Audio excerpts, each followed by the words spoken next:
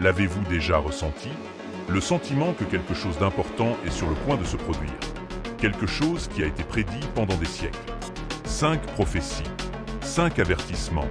Chacun d'entre eux se rapproche de la réalité à l'heure où nous parlons. De la montée des ténèbres dans les lieux de pouvoir aux fondations de la terre qui tremblent, ces événements ne sont pas de simples prédictions.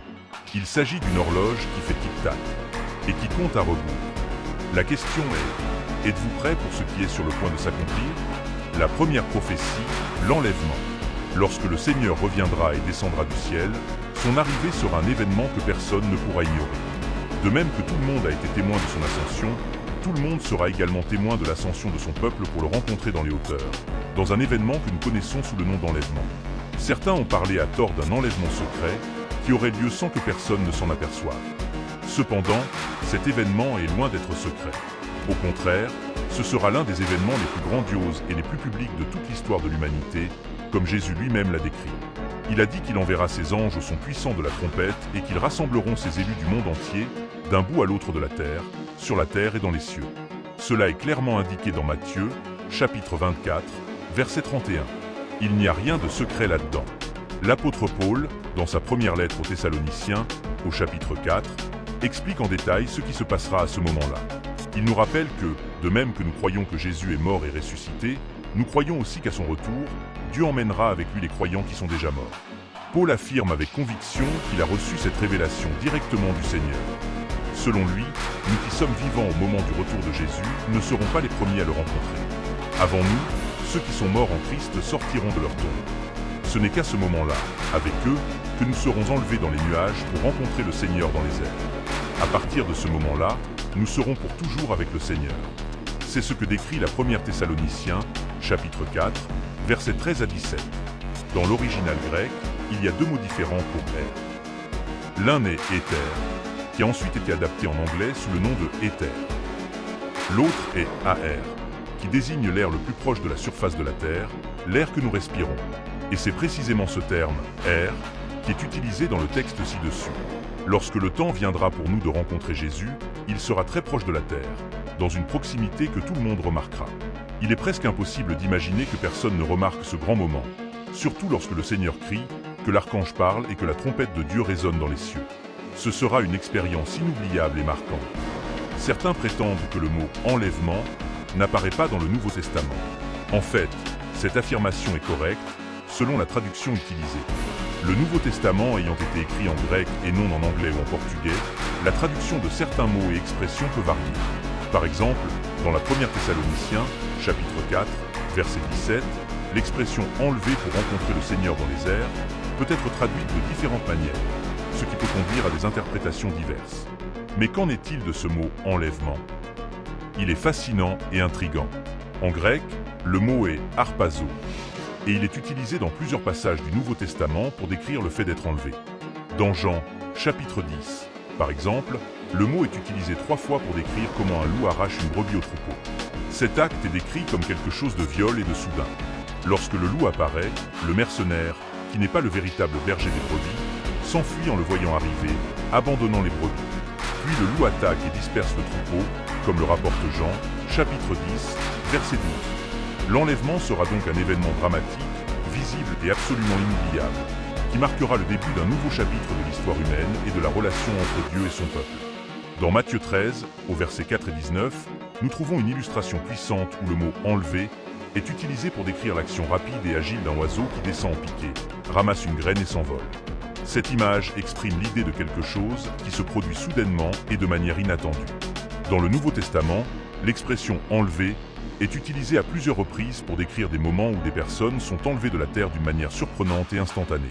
Par exemple, dans Actes 8, juste après avoir baptisé l'eunuque, Philippe est lui-même enlevé. Le passage nous dit, lorsqu'ils furent sortis de l'eau, l'Esprit du Seigneur enleva Philippe. L'eunuque ne le vit plus, et il s'en alla tout joyeux. Actes 8, verset 39.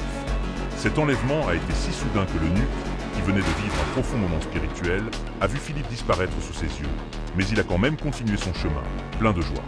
L'apôtre Paul raconte également, dans sa deuxième lettre aux Corinthiens, au chapitre 12, une expérience impressionnante concernant un ami proche. Il mentionne que cet homme a été enlevé au IIIe siècle. Paul souligne que cela s'est passé il y a 14 ans et que la nature exacte de l'enlèvement, dans le corps ou hors du corps, lui était inconnue, mais que Dieu le savait. Cet homme a été enlevé au ciel et a entendu des paroles indescriptibles, des choses si sacrées et si profondes que personne n'était autorisé à les répéter. Paul décrit cet événement dans 2 Corinthiens 12, versets 2 à 4, montrant que l'enlèvement peut impliquer un voyage spirituel dans des dimensions qui dépassent notre compréhension terrestre. Le concept de l'enlèvement apparaît également dans l'Apocalypse, plus précisément au chapitre 12, verset 5. Nous y lisons « Elle enfanta un fils, un garçon, qui dominera toutes les nations avec un sceptre de fer, et son fils fut enlevé vers Dieu et vers son trône. » Cette vision apocalyptique indique un événement d'une grande importance cosmique, où l'enlèvement a lieu dans le contexte du plan divin de gouvernance et de jugement. Dans sa lettre aux Thessaloniciens, Paul continue d'aborder la question de l'enlèvement, en décrivant ce que seront les vivants lors du retour du Seigneur. Il déclare que, ensuite, nous les vivants, qui serons restés, nous serons enlevés avec eux sur des nuées, à la rencontre du Seigneur dans les airs, et ainsi nous serons pour toujours avec le Seigneur. 1 Thessalonians 4, verse 17. Cette promesse d'être avec le Seigneur pour toujours est le point culminant de l'enlèvement, offrant espoir et réconfort aux croyants. En outre, dans 4 autres passages, le terme « enlevé » est utilisé pour décrire des situations dans lesquelles quelqu'un est retiré de force d'une foule ou d'une situation dangereuse. Dans Matthieu 11, verset 12, Jean 6, verset 15, Acte 23, verset 10, et Jude, verset 23, nous voyons que ce mot a la connotation d'une action rapide, décisive et puissante. L'enlèvement présente donc des caractéristiques frappantes. Il se produira sans aucun avertissement préalable, il sera soudain et extrêmement puissant. Il n'y aura pas de temps pour se préparer à ce moment-là. Si nous ne sommes pas prêts, nous risquons de manquer l'enlèvement qui se produira de manière inattendue, comme nous en avertit Matthieu 24. Dans ce chapitre, Jésus décrit une séparation dramatique et soudaine. En ce temps-là, 2 hommes seront dans les champs. L'un sera emmené pour être jugé et l'autre sera laissé en arrière. 2 femmes moudront au moulin. L'une sera prise pour le jugement et l'autre laissée en arrière. Matthieu 24, versets 40 et 41. Cette idée est renforcée dans l'évangile de Luc. Cette nuit-là, 2 personnes seront dans un même lit. L'une sera prise et l'autre laissée. Luc 17, verset 34. Ces passages montrent clairement que l'enlèvement entraînera une séparation instantanée et surprenante, même entre des personnes très proches l'une de l'autre, qu'il s'agisse de 2 hommes travaillant côte à côte dans un champ, de 2 femmes partageant la même tâche ou de 2 personnes partageant le même lit. Lors de l'enlèvement, une personne sera emmenée, tandis que l'autre sera laissée sur place. C'est pourquoi il est crucial de choisir consciemment de quel côté nous nous trouverons lorsque ce moment arrivera. Nous devons être alertes, vigilants, attentifs à notre foi et à nos actions, car nous ne connaissons ni le jour ni l'heure de la venue du Seigneur. Il peut être proche, il peut être loin, mais l'important est d'être préparé. Jésus nous met en garde dans Matthieu 24, versets 42 à 44. Comprenez bien ceci. Si le maître de la maison avait su à quelle heure de la nuit le voleur viendrait, il serait resté éveillé et n'aurait pas laissé percer sa maison. Vous aussi, tenez-vous prêts, car le Fils de l'homme viendra à l'heure où vous ne l'attendrez pas. Tout comme le propriétaire de la maison aurait veillé s'il avait su qu'un voleur allait arriver, nous devons nous aussi être toujours prêts, vigilants et fermes dans notre foi, afin de ne pas être pris par surprise le jour de l'enlèvement. Jésus a enseigné à ses disciples l'importance d'être toujours prêts, car le moment de son retour est inconnu. Il a mis en garde contre la présomption et la fausse sécurité, soulignant que personne ne peut prédire avec exactitude le moment de son retour. Cet avertissement a été donné parce que, au cours des siècles, des millions de chrétiens ont été trompés par de fausses révélations prétendant connaître le jour ou l'heure exacte du retour de Jésus, ce qui va directement à l'encontre de ses enseignements. Comme le rapporte Marc 13, versets 35 à 37, Jésus nous exhorte à être toujours vigilants, prêts pour l'arrivée du Maître, que ce soit la nuit, à minuit, au chant du coq ou le matin.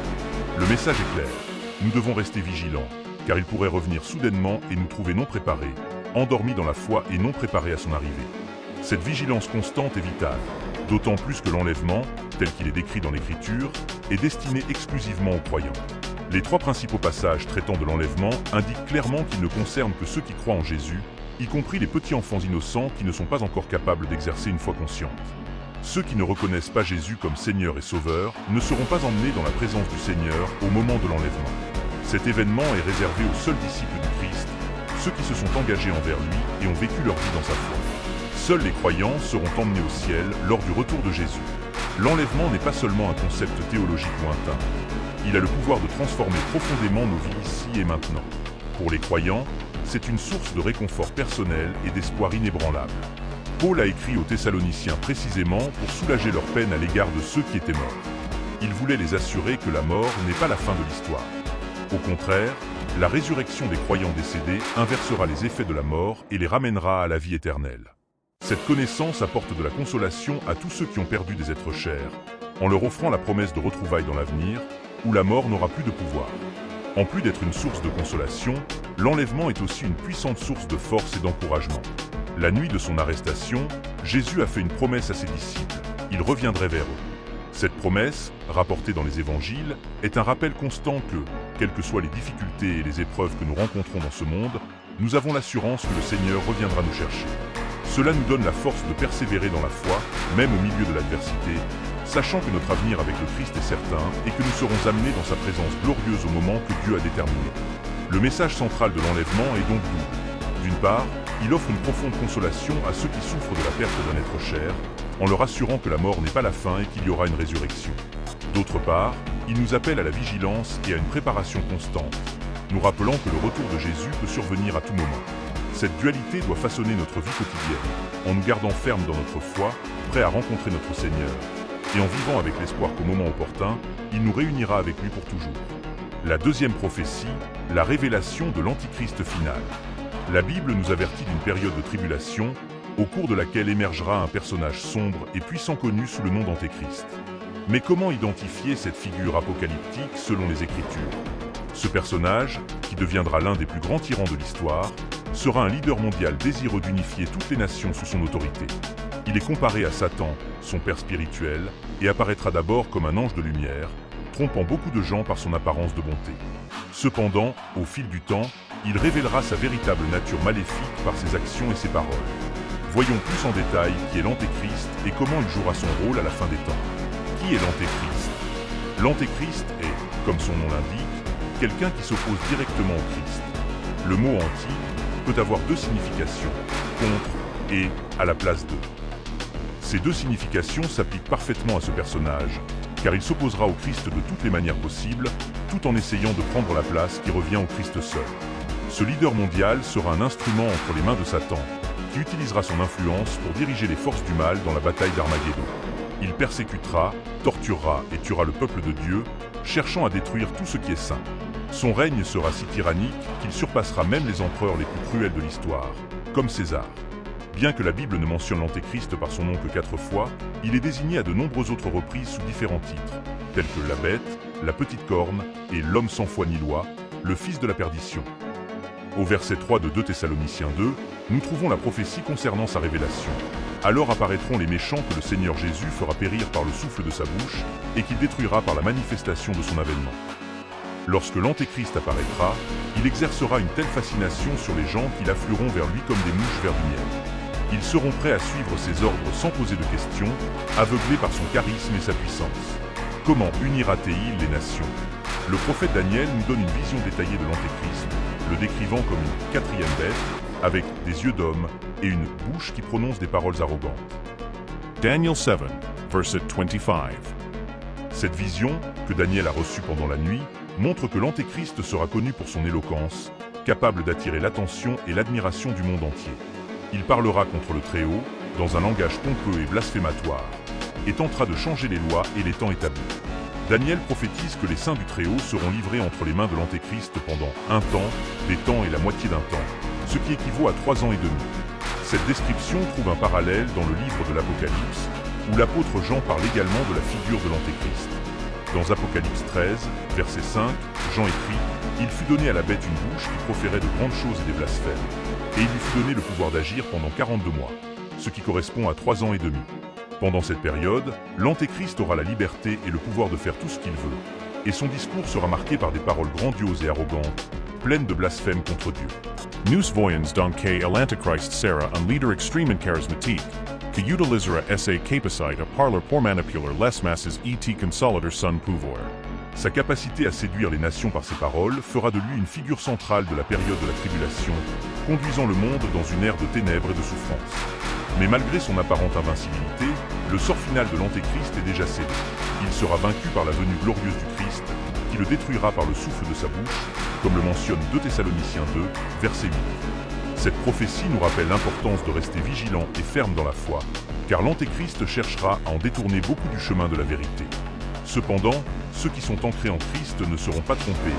À la fin, la victoire appartiendra au Seigneur. Il lui a été donné une bouche pour dire de grandes choses et des blasphèmes. Et il a reçu la permission et l'autorité d'agir pendant 42 mois. Cette description de l'Antichrist révèle un homme dont la présence sera remarquable et distinctive, plus grande que celle des autres autour de lui. Dans Daniel 7, au verset 20, nous trouvons une image symbolique de ce leader. La signification des 10 cornes, des rois qui étaient sur sa tête, et de la corne qui s'élevait devant laquelle 3 étaient tombés. Cette corne avait des yeux et une bouche qui disaient de grandes choses, et elle paraissait plus grande que ses compagnes. Ici, la figure de l'Antéchrist est représentée par une corne qui se distingue des autres, symbolisant non seulement son pouvoir, mais aussi sa capacité à fasciner et à dominer les masses. Sa personnalité charismatique, sa rhétorique acerbe et son apparence frappante en feront un personnage irrésistible pour beaucoup. L'apôtre Jean, dans sa vision de l'Apocalypse, développe cette description lorsqu'il raconte les activités blasphématoires de l'Antéchrist. Selon Jean, tous les habitants de la terre seront forcés de l'adorer. Il décrit dans Apocalypse 13, verset 15, « On donna du souffle à l'image de la bête, pour qu'elle parlât, et pour que fût tué quiconque n'adorerait pas l'image de la bête. » L'Antichrist est ici décrit comme une bête, une métaphore puissante qui illustre sa nature cruelle et inhumaine. Au cours des 3 dernières années et demie de la tribulation, l'Antichrist deviendra une incarnation directe de Satan. Comme il est écrit dans 2 Thessaloniciens 2, verset 9, « L'avènement de l'anarchie se fait par l'action de Satan, avec toute sa puissance, ses signes et ses prodiges trompeurs. » À ce stade, l'Antéchrist ne sera plus un simple dirigeant humain. Il sera un tyran mondial qui dirigera le monde d'une main de fer et finira par revendiquer pour lui-même le titre de Dieu. Astérisque, astérisque, la 3e prophétie. La rencontre de Jésus avec l'Antéchrist lors de la bataille d'Armageddon, astérisque, astérisque. Après les événements catastrophiques qui se dérouleront sous le règne de l'Antéchrist, une bataille décisive approche, Armageddon. Ce sera l'affrontement final, où le sort de l'Antéchrist et de ses forces sera scellé. Alors que l'Antéchrist mène la bataille d'Armageddon, une chose curieuse commence à se produire. Le mécontentement à l'égard de son leadership despotique grandit parmi les nations.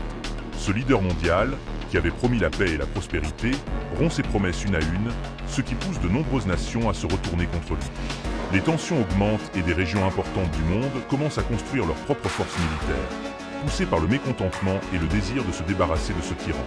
Au fil du temps, la rébellion contre l'Antéchrist devient inévitable. Le verset 40 de Daniel 11 décrit ce moment de tension mondiale. À la fin, le roi du Midi s'avancera pour l'attaquer, lui, l'Antéchrist, et le roi du Nord viendra contre lui avec des chars, des cavaliers et de nombreux navires. Il entrera dans les pays, les écrasera et les traversera. Ce verset illustre comment, au milieu de la bataille d'Armageddon, des tentatives d'opposition à l'Antéchrist émergent de diverses parties du monde, avec des puissances militaires mobilisant des forces pour contester son autorité. Bien que l'Antéchrist parvienne dans un premier temps à réprimer certaines de ces rébellions, un événement inattendu l'empêche de mener à bien son plan de destruction totale, en particulier en ce qui concerne Israël et Jérusalem. Le livre de Daniel, au chapitre 11, verset 44, mentionne que des rumeurs venant de l'Orient et du Septentrion l'alarmeront et le troubleront, et il sortira avec une grande fureur pour détruire et anéantir un grand nombre de personnes. Ces rumeurs représentent l'arrivée de nouvelles menaces, venant cette fois de l'Est et du Nord, qui le déstabiliseront. Dans ce contexte, Apocalypse 16, verset 12, nous donne plus de détails sur le déroulement de cette bataille. Le 6e ange versa sa coupe sur le grand fleuve, l'Euphrate, et ses eaux tarirent, préparant le chemin au roi de l'Orient. L'Euphrate, l'un des fleuves les plus importants et les plus stratégiques du monde, disparaît, s'assèche complètement, ouvrant la voie à l'invasion des forces de l'Orient. L'assèchement de l'Euphrate est un signe clair que la bataille finale est sur le point de commencer. Tout au long de l'histoire, l'Euphrate a toujours été une barrière naturelle protégeant le Moyen-Orient des invasions venues de l'Est. Avec sa disparition, la voie est libre pour que de puissantes armées avancent vers l'Antéchrist, marquant le début d'une confrontation sans précédent. L'assèchement du fleuve est perçu comme un signe apocalyptique, symbolisant la vulnérabilité de l'Antéchrist et indiquant que le temps de son règne touche à sa fin. Le décor est donc planté pour la plus grande bataille de l'histoire de l'humanité, où les forces de l'Antéchrist seront confrontées non seulement à des armées humaines, mais aussi à Jésus-Christ lui-même. Cette rencontre aboutira à la défaite finale de l'Antéchrist, mettant fin à son règne de terreur et inaugurant une nouvelle ère de justice sous domination divine. La bataille d'Armageddon n'est pas seulement une confrontation physique, mais aussi spirituelle, où la puissance de Dieu sera démontrée de manière incontestable, détruisant à jamais les forces du mal représentées par l'Antéchrist. La montée en puissance de l'Antéchrist sera toutefois progressive et passera d'abord inaperçue. Il émergera de la masse et commencera par être un leader régional avant de se transformer en dirigeant mondial. Dans Apocalypse 13, au verset 1, nous trouvons « Le dragon se tenait sur le sable de la mer. Puis je vis monter de la mer une bête qui avait 10 cornes et 7 têtes, et sur ses cornes 10 diadèmes, et sur ses têtes des noms de blasphème. » La mer symbolise ici l'humanité en général, et plus particulièrement les nations païennes d'où émergera l'Antéchrist. Malgré tout le chaos et la destruction qu'il apportera, il est important de se rappeler que la tribulation sera toujours sous le contrôle souverain de Dieu. Satan, aussi puissant soit-il, est limité par la puissance de Dieu et ne peut agir que dans les limites permises par lui. Mais qui adorera l'Antéchrist? Selon Apocalypse 13, verset 8, tous les habitants de la terre l'adoreront. Cela inclut tous ceux qui ne sont pas inscrits dans le livre de vie de l'agneau. Daniel 7, verset 25, nous donne également une vision de l'Antéchrist comme un chef de secte, quelqu'un qui prononcera des paroles arrogantes contre le Très-Haut et tentera de changer les temps et la loi. Ce chef s'élèvera au niveau de Dieu et tentera d'imposer ses propres règles et commandements, en déformant la vérité et en trompant ceux qui le suivent. Cependant, son accession au pouvoir et sa capacité à attirer des adeptes constituent en fin de compte un test de foi pour l'humanité.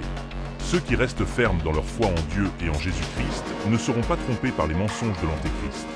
Ils comprendront que, malgré son apparente invincibilité, le destin de l'Antéchrist est scellé. Il sera finalement vaincu et sa chute sera aussi spectaculaire que son ascension. Ainsi, la figure de l'Antéchrist nous rappelle le combat permanent entre le bien et le mal, et la nécessité de rester vigilant, fidèle et attaché à la vérité de Dieu. Car à la fin, la justice prévaudra, et ceux qui résisteront aux tentations et aux mensonges de l'Antéchrist seront récompensés par la vie éternelle aux côtés du Seigneur. Astérisque astérisque, la 4e prophétie, le sceau de Dieu et la marque de la bête. Le livre de l'Apocalypse nous offre une vision riche et énigmatique des derniers temps, y compris l'importance de 2 symboles opposés, le sceau de Dieu et la marque de la bête. Ces symboles ne représentent pas seulement respectivement la protection et la condamnation, mais illustrent aussi la division définitive entre ceux qui appartiennent à Dieu et ceux qui suivent le chemin de l'iniquité. Dans le Nouveau Testament, l'idée d'être scellé a une connotation profonde. Le mot grec utilisé pour « sceller » fait référence à l'acte de marquer quelque chose d'un sceau privé, un emblème qui garantit la protection, la préservation et la propriété de l'objet ou de la personne marquée. Dans l'Antiquité, les sceaux étaient essentiels pour garantir l'authenticité des documents importants, en particulier dans les contextes officiels. Un document scellé par un fonctionnaire romain, par exemple, ne pouvait être ouvert que par le destinataire autorisé.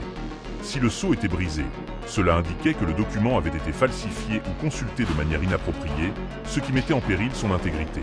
L'utilisation de scellés était donc une pratique essentielle pour préserver la confidentialité et la sécurité des informations. Dans le contexte apocalyptique, le sceau de Dieu revêt une signification encore plus profonde. Le livre de l'Apocalypse, plein de visions et de messages complexes, introduit le concept de sceau de Dieu d'une manière hautement symbolique et chargée de sens spirituel. Au tout début du livre, dans Apocalypse 1, 1-2, il est révélé que ces visions sont la révélation de Jésus-Christ, accordée par Dieu le Père pour être montrée à ses fidèles serviteurs, par l'intermédiaire de l'ange envoyé à Jean. Ce sceau, mentionné dans les visions apocalyptiques, n'est pas une marque physique visible, mais un insigne spirituel, un signe divin qui distingue et protège ceux qui appartiennent vraiment à Dieu. Pendant la période de la tribulation, une ère de 7 ans au cours de laquelle Dieu finalise son jugement sur un monde incrédule, le sceau de Dieu prend une importance particulière.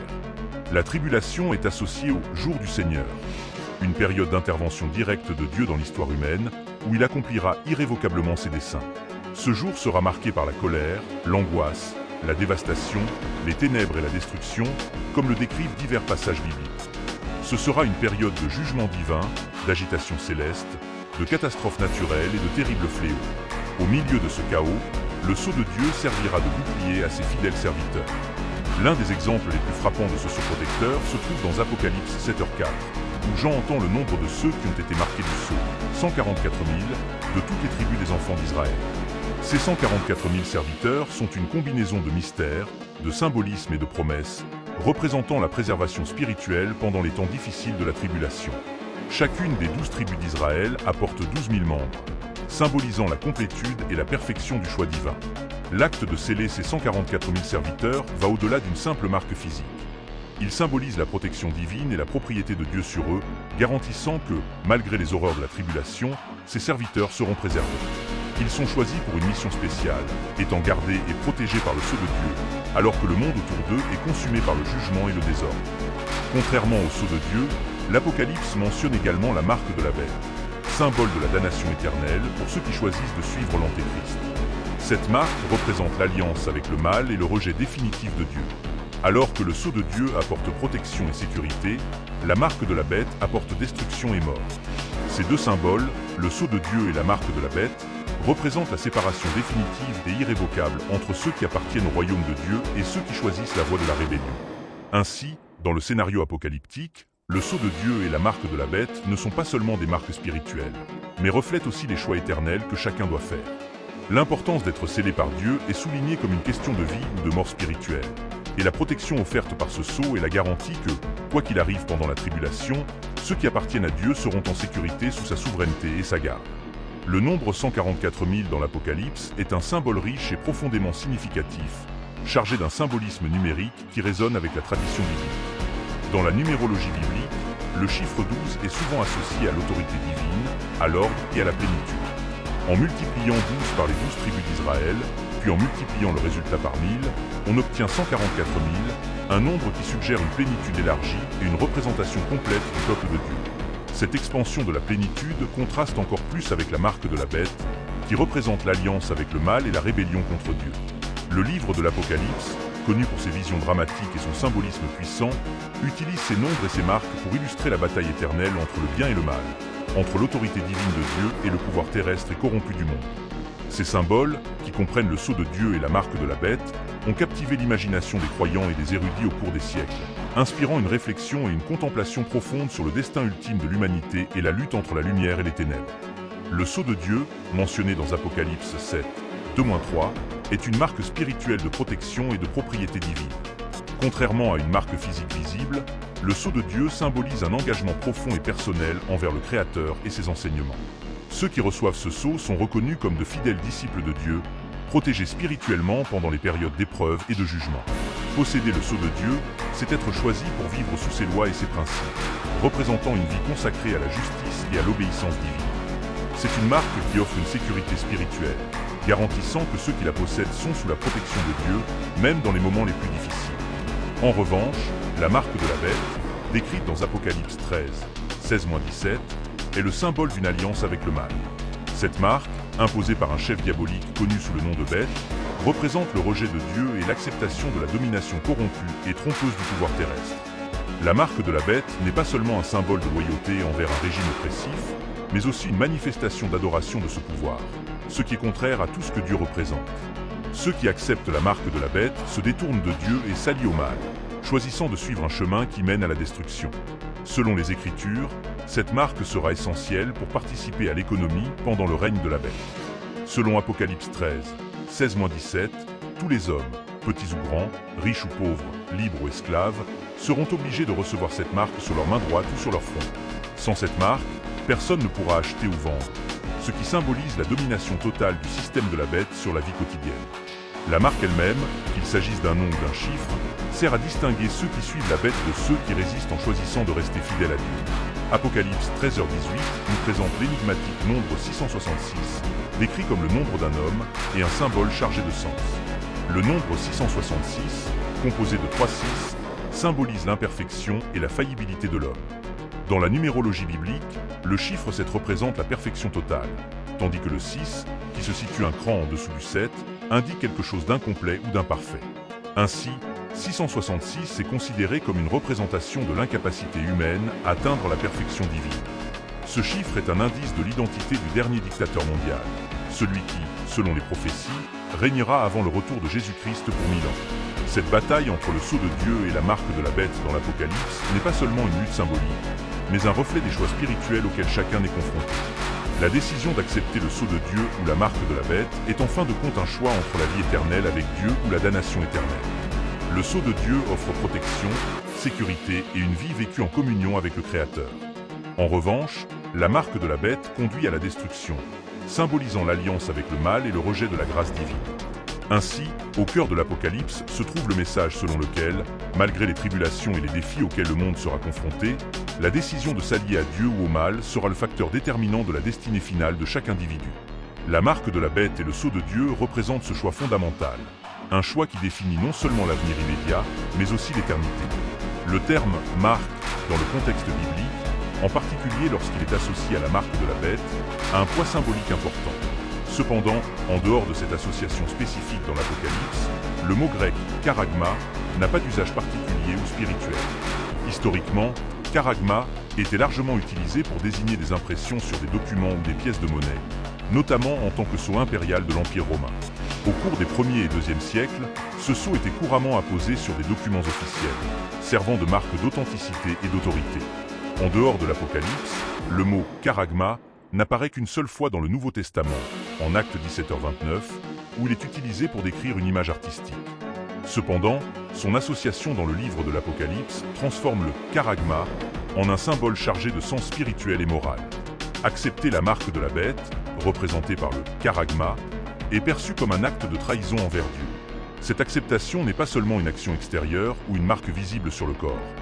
Elle symbolise une décision profonde et intérieure de s'aligner sur les forces qui s'opposent à Dieu. Accepter cette marque, c'est choisir un mode de vie qui s'oppose directement à la volonté de Dieu, une décision qui reflète une attitude de rébellion spirituelle. Le sceau de Dieu contre la marque de la bête.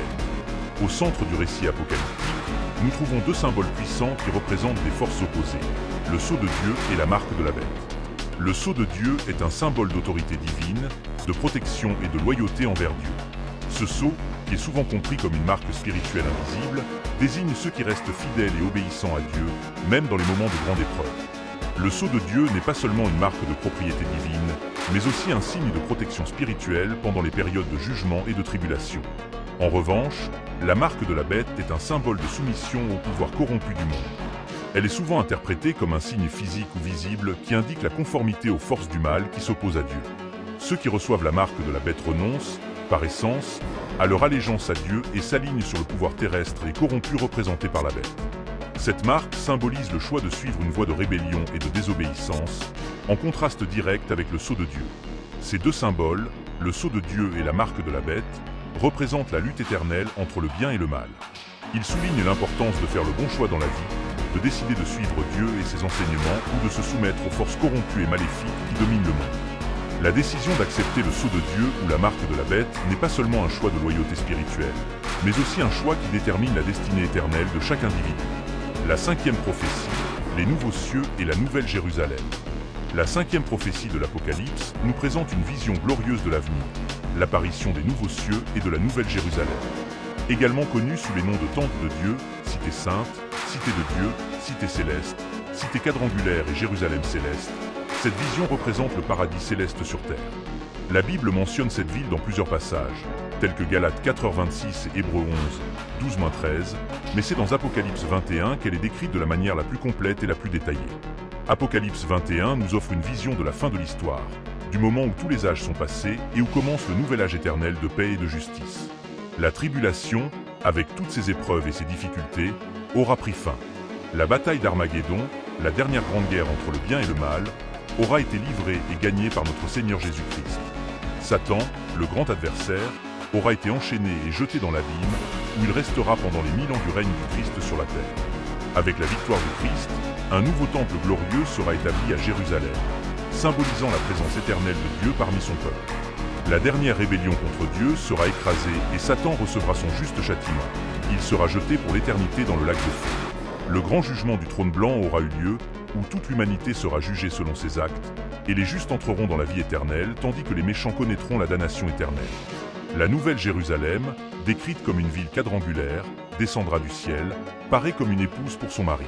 Cette ville représente l'accomplissement final des promesses de Dieu, un lieu où il n'y aura plus ni larmes, ni mort, ni deuil, ni douleur, car les choses anciennes auront disparu. Dieu habitera au milieu de son peuple, qui sera son peuple, et Dieu lui-même sera avec lui comme son Dieu. Cette vision de la nouvelle Jérusalem est le point culminant du récit apocalyptique, le moment où le royaume de Dieu est enfin établi sur la terre, et où la paix et la justice règnent pour toujours. La nouvelle Jérusalem est décrite dans l'Apocalypse comme une cité céleste qui descend du ciel, symbolisant l'accomplissement des promesses de Dieu à l'humanité. Dans Apocalypse 21, 1-2, nous lisons « Puis je vis un nouveau ciel et une nouvelle terre, car le premier ciel et la première terre ont disparu, et la mer n'est plus. Et je vis descendre du ciel, d'auprès de Dieu, la ville sainte, la nouvelle Jérusalem, préparée comme une épouse qui s'est parée pour son mari. » Ce passage offre une vision vivante de la nouvelle Jérusalem, non pas comme une construction en cours, mais comme une entité complète qui avait déjà été préparée et qui descendait du ciel sur la terre. L'expression « était préparée » est cruciale, car elle implique que la Nouvelle Jérusalem était achevée et prête au moment de la vision de Jean.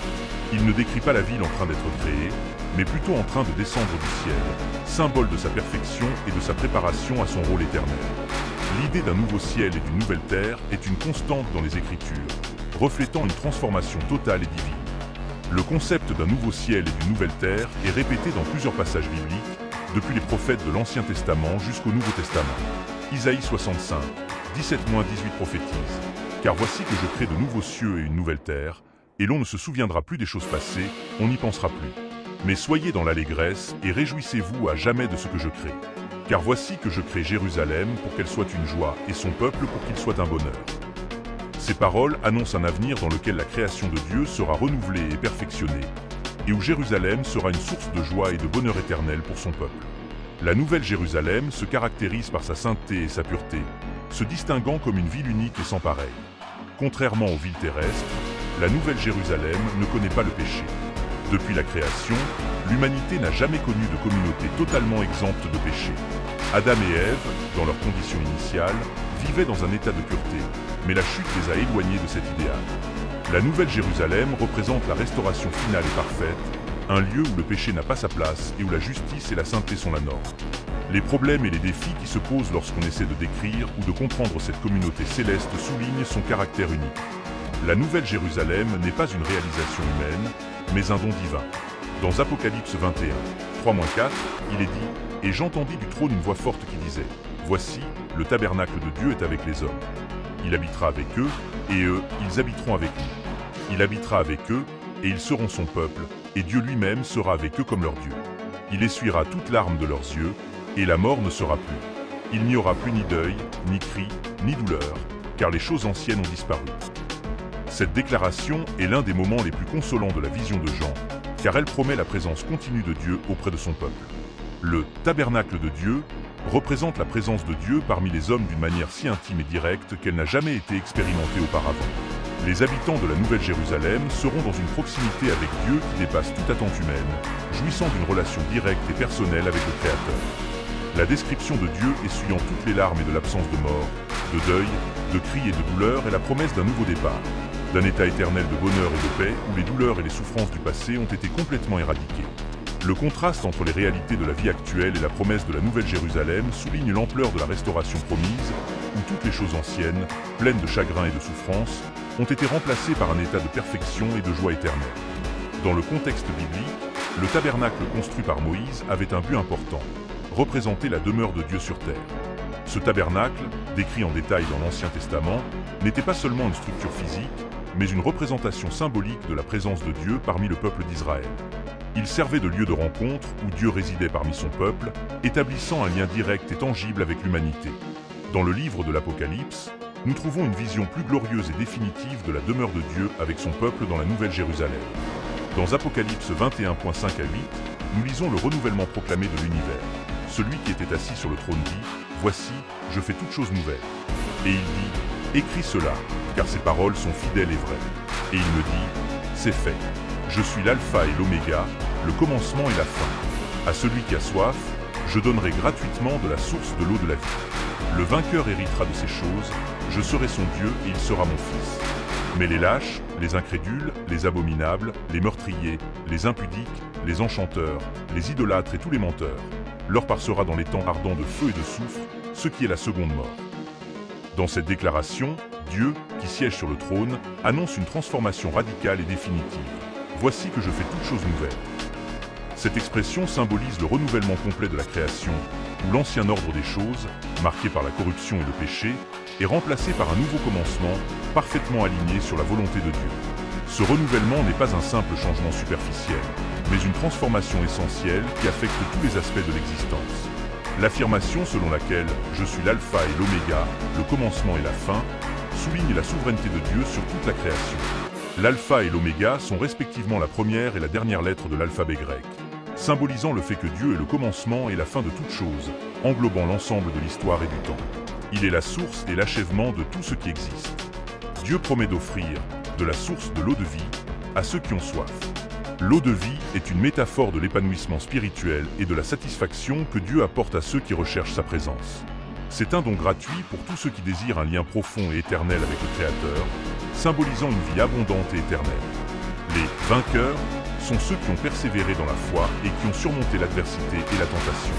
Ils hériteront des bénédictions et des promesses divines et vivront une relation particulière avec Dieu, qui sera leur Père et dont ils seront les enfants. C'est le point culminant de la rédemption et de la restauration promise, où la relation entre Dieu et son peuple est complètement restaurée et glorifiée. En revanche, il y a un avertissement sévère à l'égard de ceux qui ne répondent pas aux normes divines. Les lâches, incrédules, abominables, meurtriers, impudiques, sorciers, idolâtres et menteurs auront leur part dans l'étang ardent de feu et de soufre, qui est la seconde mort. Cet étang de feu symbolise la séparation éternelle d'avec Dieu et la souffrance qui résulte du rejet continuel de sa grâce et de sa miséricorde. La seconde mort est une forme de jugement éternel pour ceux qui ont choisi de vivre contre la volonté de Dieu. La vision de Jean ne décrit pas seulement le renouvellement total de la création, mais reflète également un changement de paradigme où le péché et l'injustice sont finalement éradiqués. Cet état de perfection est la réalisation de la promesse divine et l'accomplissement du plan éternel de Dieu pour l'humanité.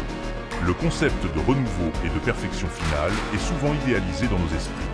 Beaucoup peuvent imaginer un état d'innocence primordiale, comme celui qu'Adam et Ève ont connu avant la chute. Cependant, la Nouvelle Jérusalem représente quelque chose de plus glorieux encore. Une nouvelle création où le péché a été définitivement vaincu et où la présence de Dieu est pleinement manifestée.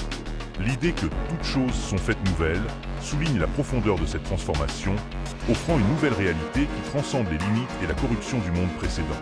Dans le contexte biblique, il est fondamental de reconnaître que l'humanité rachetée, en Christ, est supérieure à l'homme innocent à l'origine. Ce que nous gagnons en Jésus transcende de loin ce que nous avons perdu en Adam. La perfection de Dieu, telle qu'elle est révélée dans Apocalypse 21, 15-16, est une pleine manifestation de cette rédemption. L'ange qui parlait à Jean avait un bâton d'or pour mesurer la ville sainte, la Nouvelle Jérusalem. Cette ville est décrite avec des dimensions impressionnantes. Un cube de 2200 km de long, de large et de haut. Cette description détaillée de la Nouvelle Jérusalem est un défi pour de nombreux lecteurs, surtout en raison de sa taille colossale. La ville est décrite non seulement comme une étendue sans fin, mais aussi comme une structure qui dépasse de loin notre compréhension moderne de l'espace et de l'échelle. Pour vous donner une idée plus précise, le sol de la ville, qui mesure 2200 km sur 2200 km, couvre une superficie d'environ 4 860 000 km². À titre de comparaison, Londres occupe environ 1572 km². La Nouvelle Jérusalem est donc environ 20 fois plus grande que la Nouvelle-Zélande, 10 fois plus grande que l'Allemagne et la France, et 40 fois plus grande que l'ensemble de l'Angleterre. Cette ville est immensément plus grande que n'importe quelle nation que nous connaissons, comme l'Inde. La taille monumentale de la ville est un aspect important, mais sa conception est tout aussi impressionnante. La ville est entourée d'un grand et haut mur. Bien que le mur n'ait aucune fonction défensive, puisqu'il n'y a plus d'ennemis, il sert à définir clairement les limites de la ville et à souligner l'exclusivité de ceux qui y ont accès. Seuls les justes sont autorisés à y entrer. Cette distinction est symbolisée par l'ampleur et la majesté de la muraille, qui indique également que certains seront exclus. La Nouvelle Jérusalem est décrite avec des détails splendides, y compris des rues d'or et des portes de perles. Apocalypse 21h18 révèle que la structure de sa muraille était de jaspe, et la ville était d'or pur, comme du verre transparent. En outre, les 12 portes de la ville étaient faites de perles, chacune d'elles étant faite d'une seule perle, et les rues de la ville étaient faites d'or pur, comme du verre transparent. Ces descriptions ne sont pas de simples métaphores, mais des images d'une beauté et d'une pureté qui défient notre capacité d'imagination. La lumière qui illumine la ville ne provient pas d'une combustion matérielle, mais de l'agneau lui-même, qui sera la lumière de la ville à ce moment-là. La description de la ville comme reflétant une lumière qui ne provient pas d'un combustible est une manière d'indiquer que la source de la lumière est divine et non physique. Dans 1 Corinthiens 2h9, Paul nous rappelle le caractère incomparable des promesses de Dieu. Mais, comme il est écrit, ce que nul œil n'a vu, nulle oreille ne l'a entendu, c'est la lumière de Dieu. Ce que l'œil n'a point vu, ce que l'oreille n'a point entendu, ce que le cœur de l'homme n'a point imaginé, c'est ce que Dieu a préparé pour ceux qui l'aiment. Cette promesse s'accomplit dans la Nouvelle Jérusalem, qui est la manifestation finale de la bonté et de la promesse de Dieu. L'arbre de vie, qui réapparaît dans la Nouvelle Jérusalem, a une riche histoire dans la Bible. Dans le livre de la Genèse, dans le Jardin d'Éden, l'arbre de vie était situé au centre du paradis, avec l'arbre de la connaissance du bien et du mal. La désobéissance d'Adam et Ève leur a fait perdre la vie éternelle, et l'arbre de vie, qui soutenait la vie d'Adam et Ève, a été enlevé. Aujourd'hui, dans la Nouvelle Jérusalem, l'arbre de vie revient, symbolisant la restauration de la vie éternelle et la rédemption complète. Le fleuve de vie est également un élément central de la Nouvelle Jérusalem, offrant une vision supplémentaire de l'abondance et de la vitalité qui caractérise ce lieu céleste. La ville est donc l'accomplissement final de toutes les promesses faites par Dieu au cours de l'histoire, reflétant son infinie bonté et la plénitude de la rédemption. La Nouvelle Jérusalem, avec ses vastes dimensions et sa construction glorieuse, est un symbole de l'accomplissement parfait des promesses de Dieu. C'est un lieu où la présence de Dieu est tangible et directe, un espace d'une pureté et d'une beauté incomparables. La ville n'est pas seulement un nouveau départ, mais l'aboutissement d'un plan divin qui dépasse toute imagination humaine. Alors que nous progressons dans notre compréhension de ces vérités éternelles, nous sommes invités à réfléchir au sens profond de la rédemption et à la gratitude pour les promesses accomplies de Dieu. Prions. Cher Seigneur, nous te remercions pour tes conseils et ta protection constante. Au fur et à mesure que le temps passe, nous te demandons de comprendre les prophéties et de nous pardonner nos péchés, connus et inconnus. Guide-nous à partir de maintenant et jusqu'à l'éternité, alors que nous accomplissons le but que tu nous as donné. Nous prions au nom de Jésus. Nous te prions au nom de Jésus.